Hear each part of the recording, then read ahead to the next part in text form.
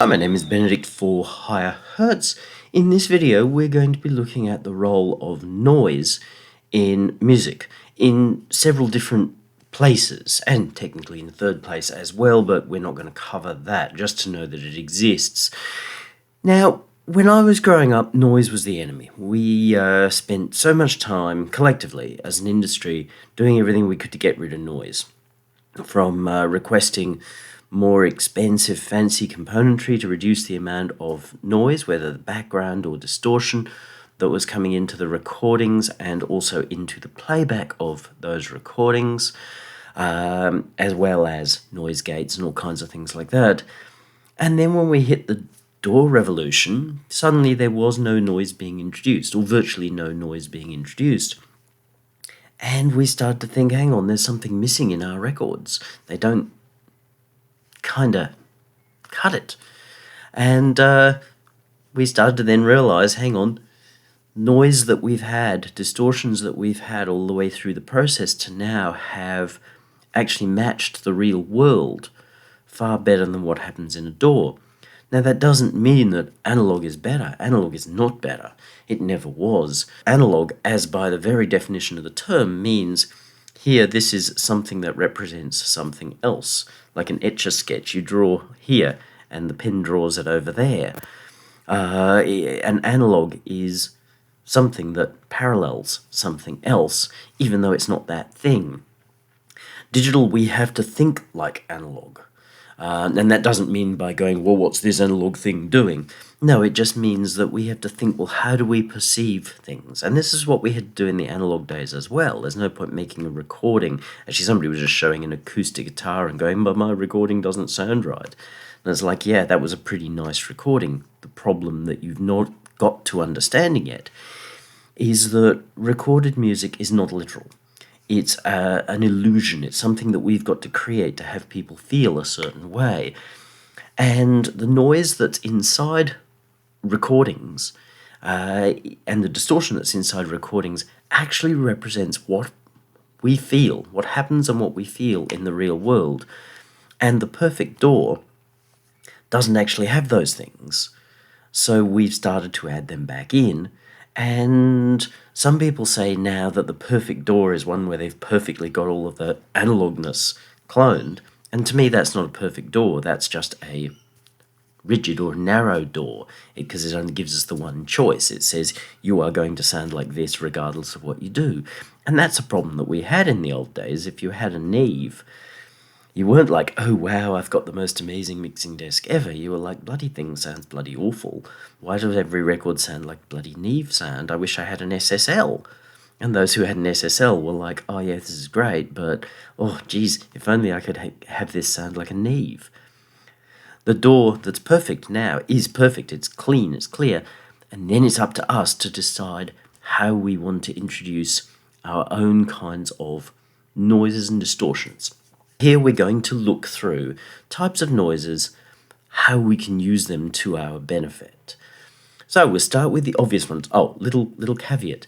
This is non-pedantic. I'm always, even though I'm fussy about things, I'm always pretty non-pedantic. Broadly, it's about understanding the concept, not about being literalistic. If you're literalistic, you will miss the point of what's going on here, and then go round and round in circles for God knows how long, which is super sad as far as I'm concerned.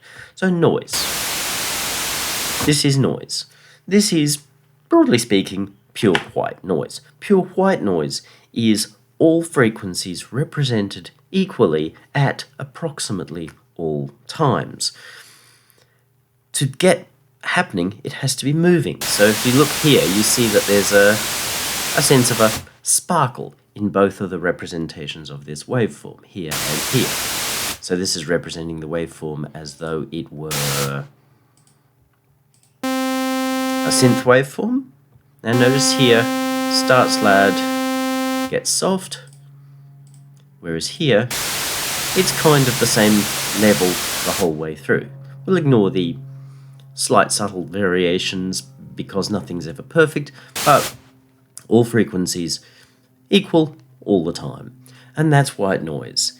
And white noise is kind of the fundamental of noise sources. Once you understand that, then you can start to understand the others. it's a bit of a weird one in the sense that how do we have all frequencies happening all the time? Well, it just happens.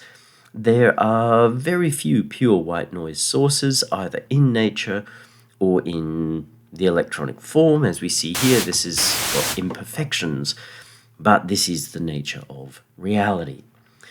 The next type of noise that we have is pink noise. And as we see, we now have a curve that's not unlike the curve of our sawtooth. They both have a similar sort of a ramp to them. This we'll call pink noise. So it is not fully dark, but it's not fully light. It's still got essentially all the frequencies happening, but there's an emphasis towards the mids and lows because there's a little less power going on up here. Pink noise is far more likely to be the type that you hear in the real world. When a wave crashes, there's a lot more of a sense of pink noise than there is of white noise, but there are also other little sparklies up on top, which we'll come to later. So that's pink noise. Pink noise is, it just represents nature a little bit better. There's no right or wrong. Oh, and before somebody says, oh, well, you use pink noise to tell you how to make your mixes, well, you can go do that. It is not a method that I encourage because you're not thinking about the story, you're merely thinking about how to represent a graph. That's color by numbers. Color by numbers is not art. The art in mixing, and mixing is an art form and it has to be an art form, otherwise it's not mixing. If you're just going, oh, well, I look at that line on the map and go, okay, I'll make sure everything matches that line. It's not art. There are things that can be learned from this process, but I'm not going to go down that process to say that it's a useful thing. So if you come to me later when I'm talking about how we can use noise to say, you missed that one, dude, it's like, no, I didn't miss that one, dude, at all. I've actually very pointedly say you don't want to do that. So pink noise, that's what you hear on a lot of synths. If you dial up noise, white noise or noise, on a lot of classic analog synths, that's actually the form that you get. Even if they said white, you're probably getting a form closer to that, or this. So, interesting and useful. There's then brown noise, which is a heavy preponderance of the low end and not much on the top end. Again, there are mathematical definitions of these. I'm not much interested in them. I'm a mix engineer and a musician. There's a point at which you're going to say, yeah, that's probably a bit more brown than pink. Good enough. It's all you need to understand. So that's in one way by rolling off the balance of even to lows to highs, we get the darker tones. And then there's the other direction. If we bring in a high-pass filter,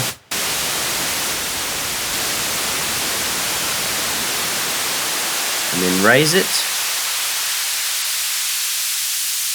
this is getting into blue noise. Blue noise is most commonly heard as hi-hats. Tss, tss, tss. So it's a way of making hi-hats. But remember, as I said, with a wave, you're hearing mostly pink noise. But there are the little bubbles and what have you sitting on top, and they are blue noise. So in a sense, where you've got a wave come over and then you've got brown and pink noise as it up the beach, and those little, which is commonly the foam, the bubbles coming through, they're blue noise. So you've actually got two layers of noise happening at once. So recreating waves, which we're not going to do here, recreating waves on a beach is not as simple as simply saying, oh, I'll get a white noise source, put a filter on it, and we'll be good as gold. You've actually got to have several layers.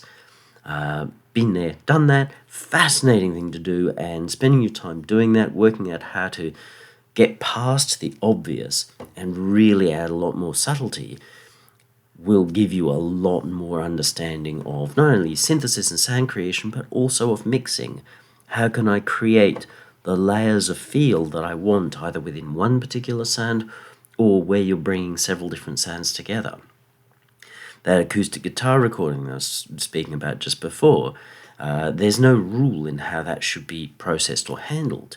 You would handle it one way if it's an acoustic guitar performance and we're just there to listen to the guitar. So we're almost to some extent cutting the head off the guy and just the guitar. So we want to hear the guitar and how his hands are interacting with it. Some great recordings of acoustic guitar performers do include the guitarist's breath. It becomes part of the performance. They can even use that as part of the performance without being kooky, weird, and overly modern.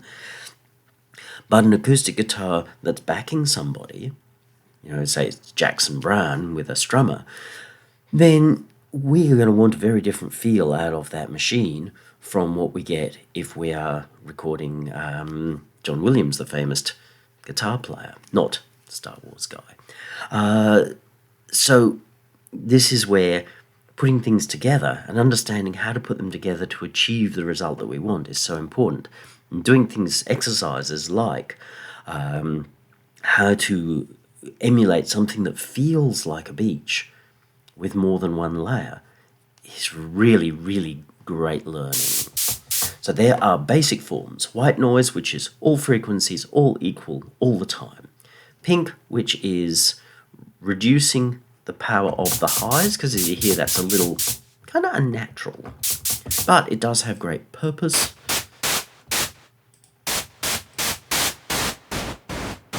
It feels a bit more natural.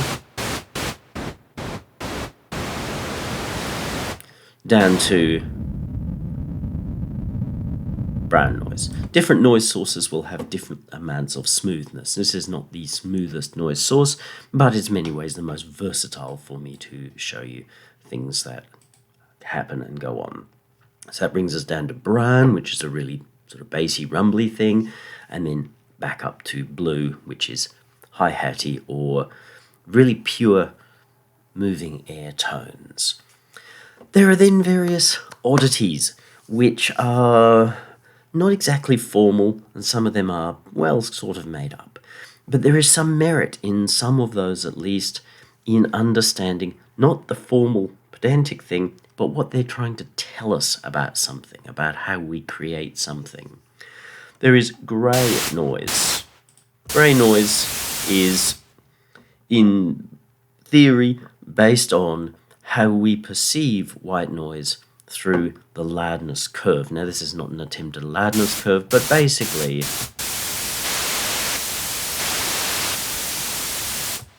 taking the white noise, pulling a certain amount of the mids out, and technically probably boosting the lows and highs. So we end up with something that, interestingly enough, sounds more full and a little bit more like the real world, because we don't hear on a flat curve, especially for quieter sounds, where our hearing is very strange. I talk about this over and over as perceptual. So if you dial in the white noise and go, it's just too aggressive in the middle, maybe you were thinking grey noise all along, in which case you just get your EQ and you go, okay, let's balance this till it feels to me like it's natural. Remember, all illusion. You just got to create the illusion that you want people to see, hear, feel in their heads. You want to lead people to create the scene that you want them to hear, and just going, oh yeah, is not going to get there. And I see so many people do that. They sort of go, oh yeah, well that's right, because, and it's like, yeah, you haven't really thought through the subtlety of this. So this is a little like adding a brown noise and a little bit of blue noise, and if we're pulling out there, we've actually gotten, so we can, the concept is that we can tailor white noise to be a kind of sound or space or sphere that suits what we're trying to achieve. Red noise is really just another version of pink and brown. It's somewhere in between pink and brown. I don't know why people define it. Green is an interesting one. On the surface, it is a totally pointless definition of nothing of any value at all. However, there is some value in this in understanding it, especially with regards to what I keep talking about, this sense that all recorded music is illusion, and as composers and mix engineers, our job is to work out how to build the illusion of what we want people to think that they are hearing, or most importantly, to feel inside themselves. Green noise is supposed to be a sort of real-world average with a common preference towards there being no human noise involved. Therefore, where I'm talking about creating wave sounds, that would be green noise. There is no, this is what green noise sounds like, because it just is. So I've created several records where all the tracks have a noise atmosphere behind them. So that could be me creating electronic cricket noises, or all the electronic sounds as though it's in a rainforest. While that is synthesized, it is technically still green noise because it is creating a world in the background. I've also done the same things with very human noises, so a song that takes place with the sounds of an elevator, very strongly inside the mix. It misses some people's definition of green noise, but I think the true definition of green noise is like, this is the world behind. Big value in that. We'll cover a little bit more in a little bit as well. There is a definition called black noise. Well, if white is the presence, the equal presence of all things all the time, grey is sort of picking and choosing which bits we do hear, then black noise, by definition, is the equal absence of all frequencies all the time. Therefore, silence. It does seem a little pointless to define it, but defining the not something helps us to define the something. So, acoustic guitar performance, a lot of people, especially strummers, make the mistake of thinking that an acoustic guitar performance is all guitar, all loud, all the time, and it becomes incredibly wearing and incredibly pointless. Whereas a great guitarist knows that it's the balance between sound and not sound, sound and not sound. A pretty nice example of that in a noisy format is Dimebag Darrell in Pantera's Vulgar Display of Power. There is a lot of space inside that guitar playing. So he is contrasting what we might call white against black. So black noise as silence, weird thing to define, but it does hold value in understanding. There's also machine noise, so we can think of this as being the opposite of green noise. I've defined green noise as to be able to accept machine noise, but we do have a habit these days of pulling out the noise of certain kinds of machines, and by that I'm not talking about sewing machines and what have you. That's what I put in green noise. So where I may make a record with what sounds like industrial sounds behind it, I'll define that as green. That is the environment that we are in. By machine noise here, I mean things like mains hum. There are plenty of times where we don't want mains hum. We really want to get rid of it. To plug in your guitar and there's 60 hertz. It's like, ew! We want to get rid of it. But there are times we might want to reintroduce that. Tape noise. The noise, the hiss that comes off tape is a sought-after thing these days. Sometimes a little too much, but nonetheless, that's the fairly defined noise of a machine. Vinyl noise is a very sought after, or was, thankfully it's fading away, was a very sought after sound there in music. You know, turn on every EDM wannabe song and there was record crackle, and it's like, okay, whatever. But it is a very defined kind of sound, which is noise that pops up here and there. So there are great big sections of black with tiny sections of white. Beep, boop, bap, beep, beep. And that has some value in understanding. It definitely does. And then we have another definition which initially seems strange and useless, is dichotic. Understanding dichotic will help you tremendously when trying to set up an environment. If you want to understand this fully in real-world terms, wait till you've got a nice windy day and get out there and face into the wind. Even better if you have a bicycle. Ride your bicycle into the wind. And you will hear that as you move around, you get quite different noises left and right. It can go a little like this. We've got one sound. Let's pull it over onto the left. Let's get another sound, pull it over onto the right. And let's make that nice and noisy. So we've got two different types of noise here. If we run them both at the same time, in separate ears, this is a little disconcerting in headphones. In speakers, it won't be anywhere near as disconcerting because everything meets in the middle in the real world, which is great. That's how music should sound.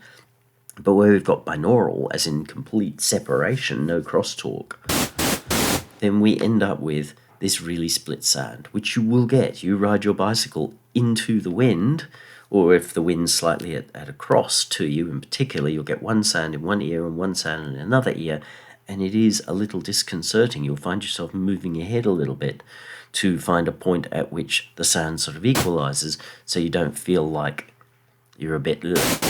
So here we've got two different sounds, left and right. If they're too radically different, like let's say we turn this off, we don't perceive any relationship between them at all. But if they are close enough, yet different enough, then we get this split sense, in which case we probably need some way to bring them together. Now, there is a method that has been used to achieve this very sort of outcome. Just tidying that up in the real world. So let's put them back where they belong. White noise, phaser. Phasers are great where we're using particularly white noise type sources to create a certain sort of feel. Let's just warm that up a little bit.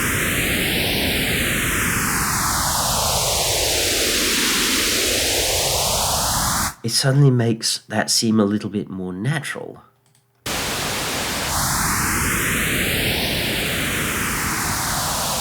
Because we've got movement. And then if we spread that left and right,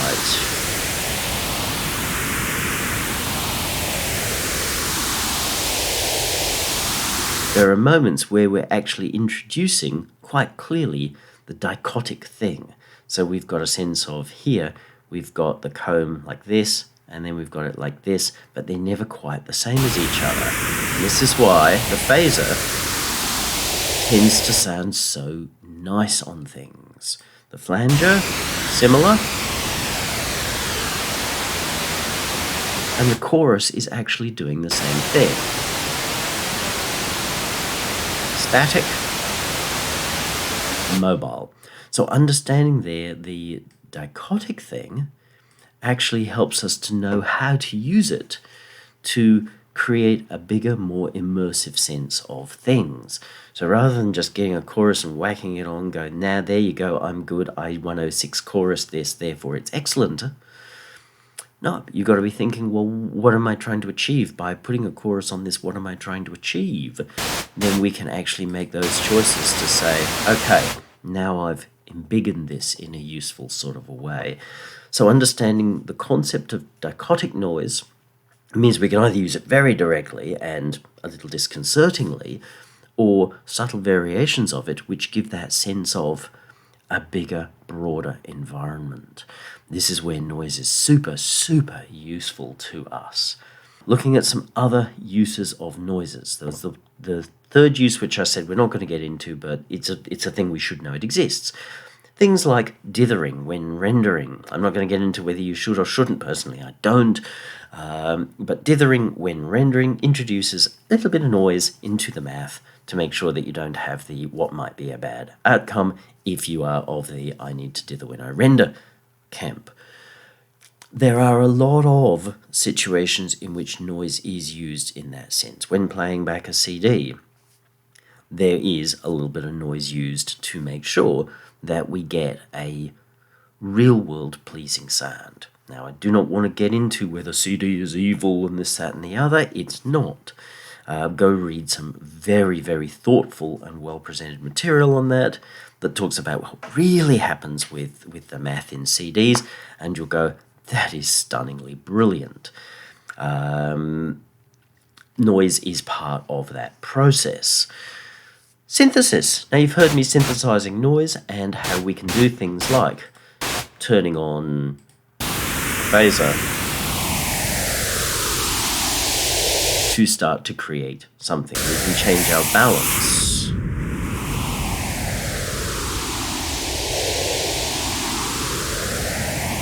Pull in a bandpass.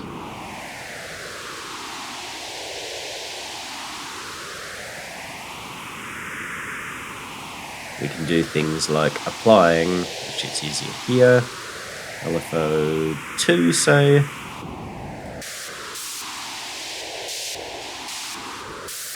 or LFO 3, these are assigned to something else, so to create movement. If they were smoother LFOs, great, we would end up with a smoother sort of sound.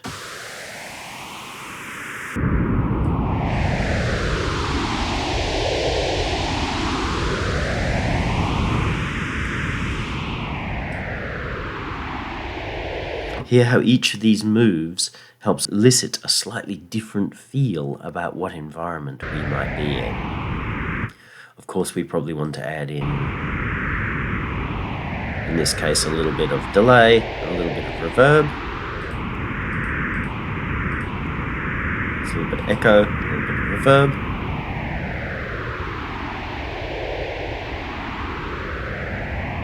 We now have an ambient background. I wouldn't want to run it at this level in a mix as a general rule of thumb.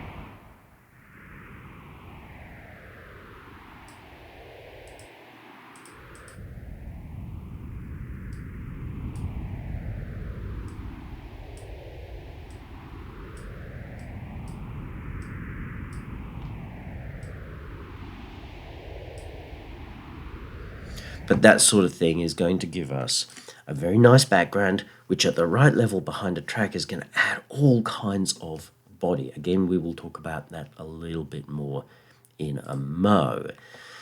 So synthesis using noise is tremendous. Without the concept of hearing noise, here's what we can do. We've got that sawtooth. It's very perfect, it's very samey. But if we add a little bit of noise movement, not enough to be this.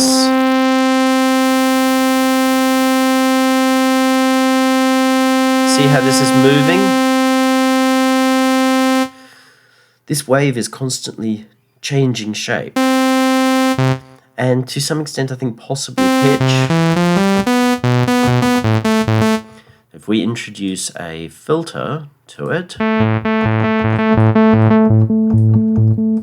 especially one that has a bit of movement, like this.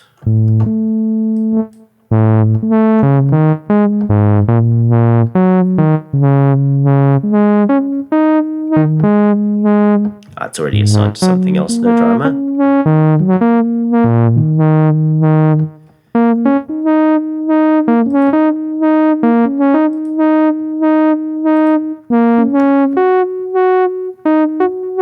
The difference is subtle and yet quite large. That's with no noise.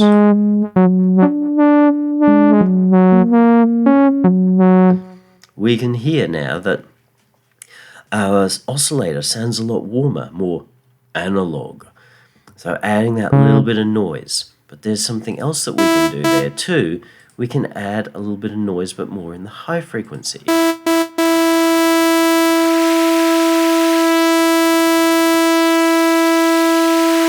it's not all the way down. So it's a kind of a bluish noise. We can see there that there's more noise happening up here than here. And obviously we don't want to do too much of it.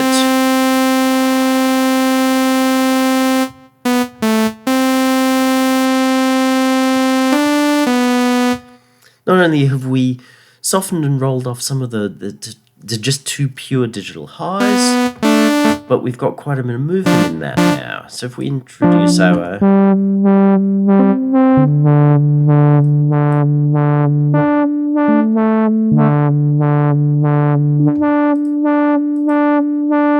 very flat and proper, therefore a little unengaging.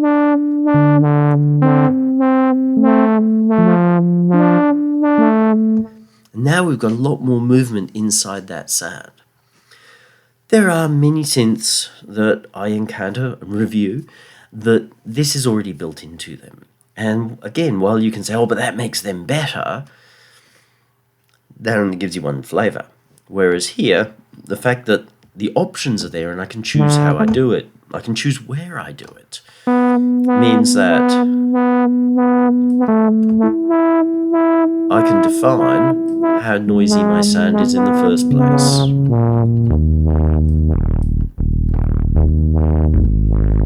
So it's possible to create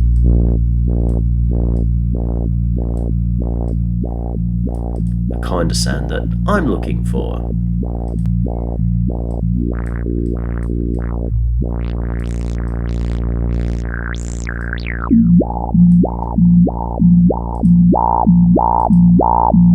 Hear how that's very samey?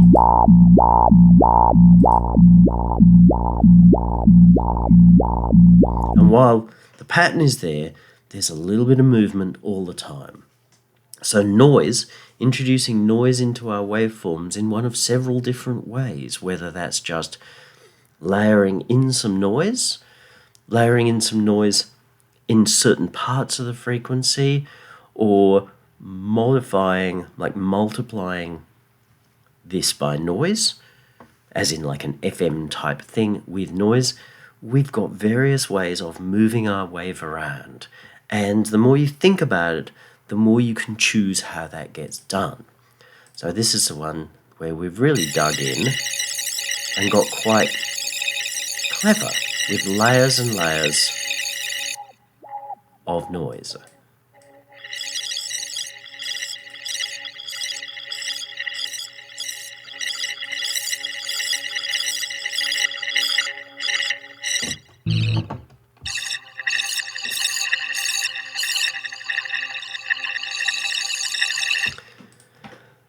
What we have, if we turn off all the layers here, that's our initial oscillator form. Without getting too heavily into synthesis, it's just adding a synced version of itself to complexify the wave a little bit. Phase distorting means that we're just crunching the phase up to one end, which makes it nasally. See how emphasis is here, emphasis is now here. We're merely using variants of distorting our wave and adding movement into it.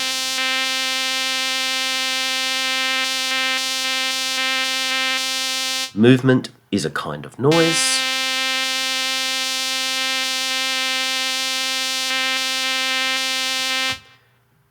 And then the noise modifier, again with an LFO to add movement. Again, that's just another layer of noise. It's very slow noise that's so slow that we can actually see the loop. Using a comb here, so a comb filter to completely change which frequencies are loud and which are soft and what have you. And then adding in some of that harmonic noise. We're now getting something that's a funny digital insecty kind of sound.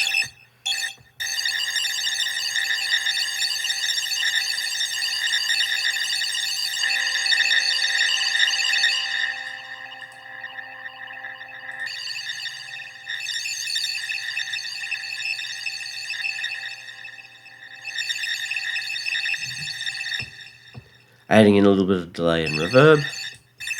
And we can bring in our phaser for that dichotic thing happening, or reduce the power of it in terms of the spread. And this is using the understanding of types of noise to actually create a constantly moving signal. See here, it's constantly moving. This is showing us the results of a lot of what we've done here. Not everything, but a lot of it. And it's constantly moving, constantly changing. So that's using the concepts of noise to help us with our synthesis without actually directly saying, oh, we'll just take some white noise, put an LFO on it and pretend that we've got a winter wind or waves.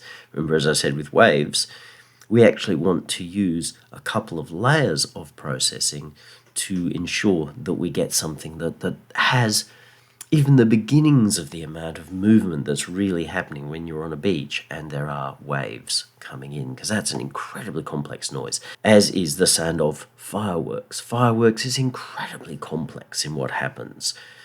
Assuming we don't take the launch sound, it goes up, it goes boom. And how does the ear, the brain respond to that? It's fascinating. You've got this explosion which actually causes us to shut down, therefore we hear it a very, very specific way, because we're actually often there to hear it. Then the sound of fireworks in the real world, especially if it's fairly close to us, I haven't been at war. That possibly has the same sort of process to us, but with fireworks we generally know that we're not supposed to be afraid, as we would be if we were in the middle of war. So that's what makes me think they might sound somewhat different because of the human perception of them.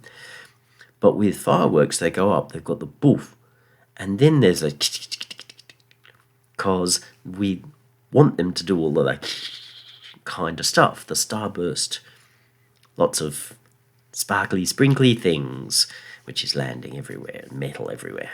Wonderful. Each of those is an element. So there's a lot of elements. There's a lot to learn in synthesizing fireworks, because you've got to keep working on it, and you also have to decide at what point is there no further gain in this. It's easy to just go, I'll just make a sound and say, oh, that's fireworks, but when people listen to it, there aren't enough cues in there to say, hear fireworks, they just hear a sound. That's not the same. Who knows what they're going to think that they are hearing. So you've got to add enough cues to make people go, oh, okay, and to feel like that's what they would be hearing or feeling when they were there. So we've got a quite interesting sound with a lot of movement in it, even though on the outside it doesn't necessarily sound like it. Now here is something interesting. We add in noise. Remember we talked about the idea of mixing with noise? Where we've got a mix, any song, our rock and roll song, our punk song, our whatever song, this has nothing to do with genre. If there is absolutely no sense of something tying it together, it will not feel real. I've talked lots and lots over lots of these episodes about the concept of reverb being something that must be used to tie us together, one reverb that rules and creates the environment in which this song's happening. Without that, it feels like 13 bolts rattling around in a box, rather than 13 bolts as part of the solar system of that song, orbiting around the song, defining the song, between white and black noise, making a song feel like a single unit. And noise can be used to do the same. So we've got these digital insects. If we add in too much noise, nothing value, but just a little bit, which is impossible for me to balance in headphones because you never do this work there. But somewhere around here, I believe, you'll be going, oh wow, suddenly those digital insects become more vibrant because they've got a world behind them.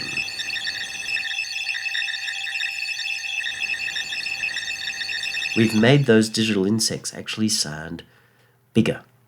It might make them seem slightly further away, but we've made them feel bigger, because rather than being unrelated to anything, they are now a contrast to something.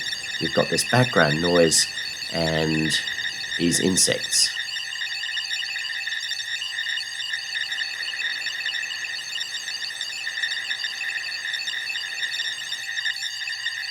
Stark, related to something. Stark, related to something.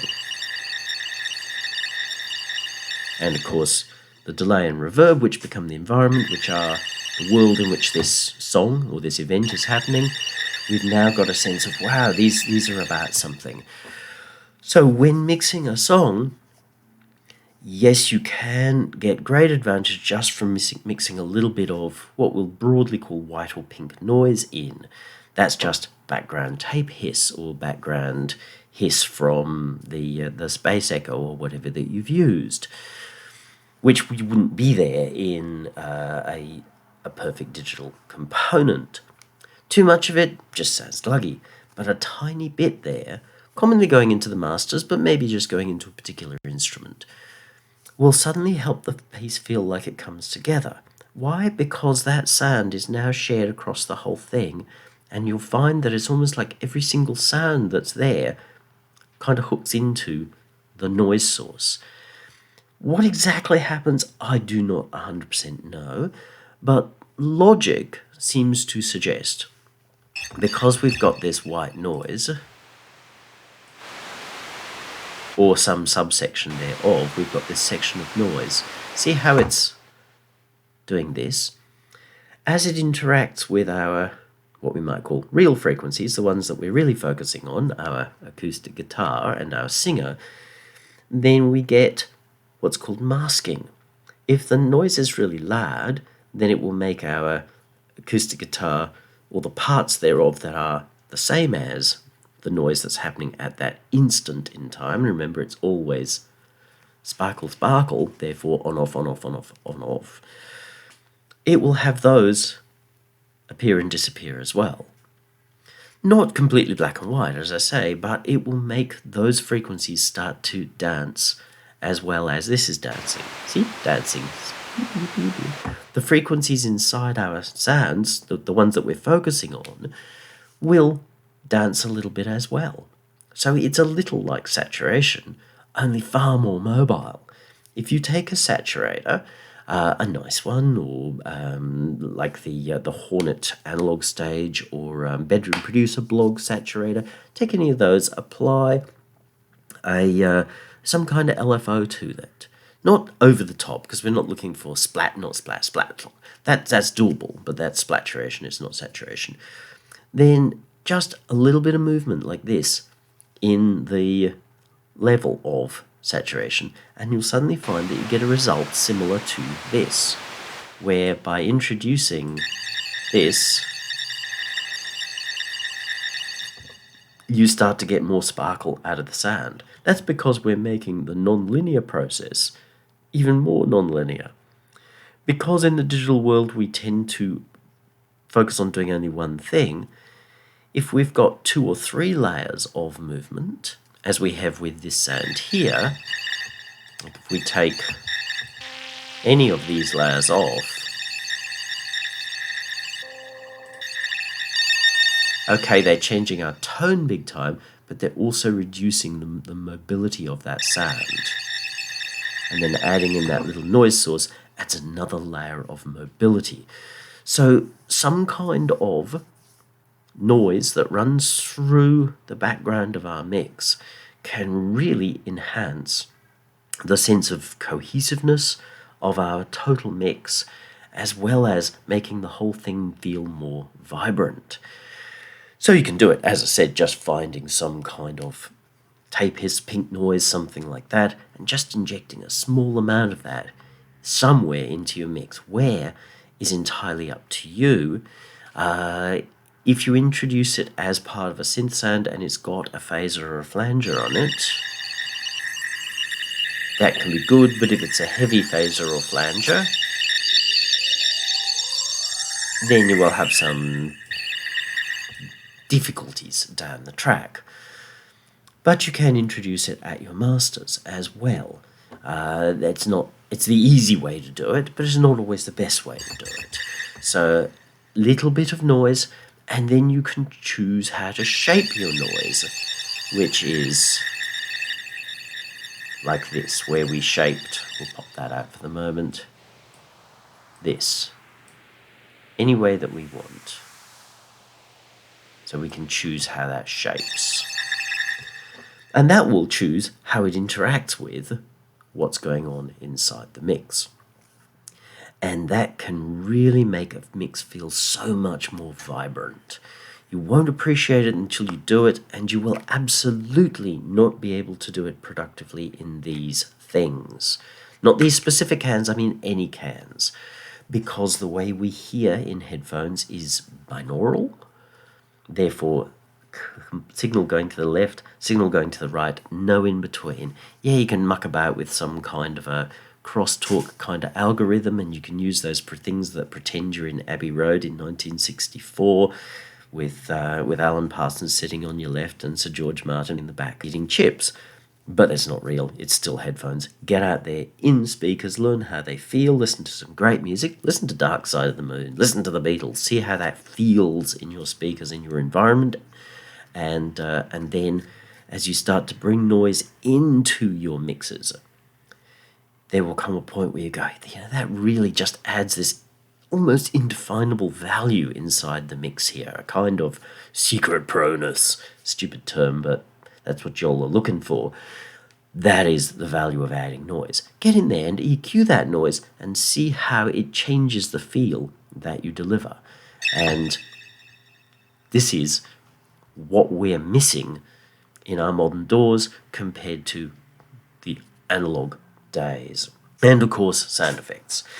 Sound effects can be obvious, but sound effects that just sit in the background have the same role as noise in the mix as I was just speaking of. Me personally, for the kind of music that I do, I not uncommonly have some kind of sound effects running through, and they help develop a lot more sense of space. And that's part of why so many people, when they listen to my music, go, oh geez, it sounds like it should be in films, because it's making them feel like there's this big cinematic, as in big, environment in which this thing is happening, because there's subtle noises going on around them that they may not be consciously aware of, but is still impacting on what's happening. There is huge value in doing this, and it's not just done by weird space musicians like myself.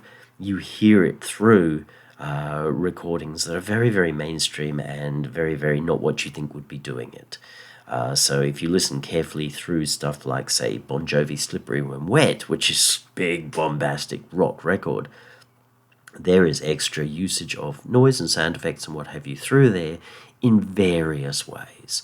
Obvious being like the I'm a cowboy on a steel horse I ride. That begins with some electronic sound effects which help set the scene for John Bond's guitar slinging thing. Sound effects, really important, but don't just copy and paste them out of the libraries and glue them on the front of your track, because then they sound really, really poor. It's all about working out how to fit them in.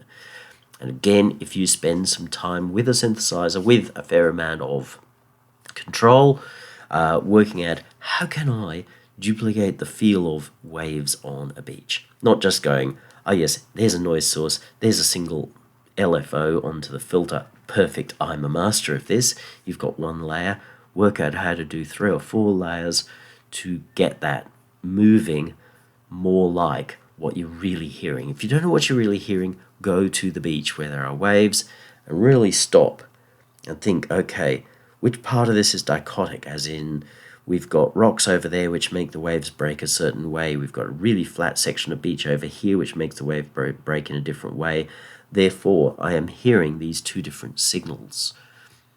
That's part of what you need to build in to make your waves on a beach made with white noise sound or feel realistic. And it's not about making it sound realistic, it's about making it feel realistic.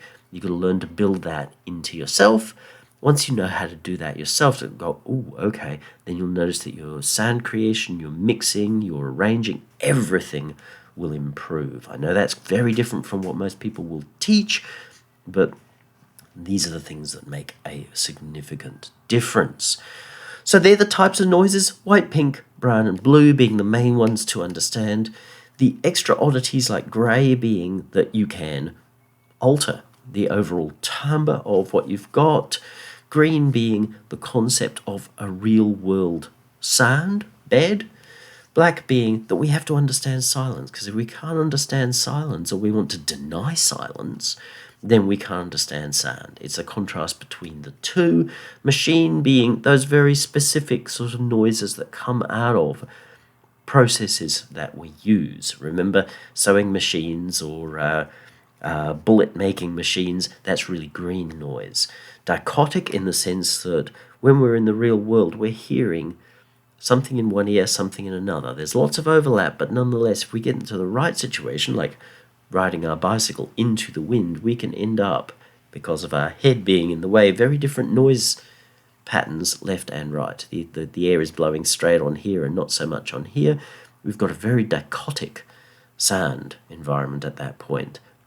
Understanding what dichotic is, how it works, how we can adjust it, allows us to go, this is what I can be doing or replicating, duplicating, playing with in my work. Whether I'm making beach noises or recording a band that needs to sound supernatural, as in very natural, not as in Superman, then dichotic is part of what helps me to understand how to achieve what I'm doing. And then just that use of noises, how in synthesis we can use it to enliven our oscillator sources, and that doesn't have to just be basic boring oscillator sources. Take an FM synth and add the right kinds of noise, and suddenly they become so cool. Doesn't matter whether you like them or not. It's a powerful thing. Mixing in that bringing in and using noise to balance or sparkle up either a particular sound or the mix it's untouchable.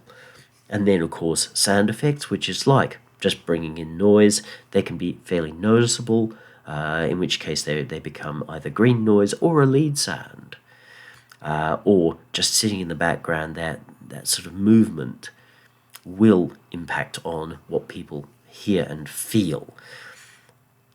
Really easy to go, yeah, but none of that matters, or I don't need to get into the detail because I've just used presets and they know what they're doing.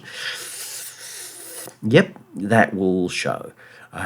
Really, put the time in, work out how to do it, or more importantly, if you go, look, this is not really my thing, and I know there are plenty of people out there who just don't really ever get the feel for it, and that is okay. If you're good at something else, focus on what you're good at, bring in somebody who does have that feel, and that will commonly be a real seasoned and experienced either sound designer or mix engineer.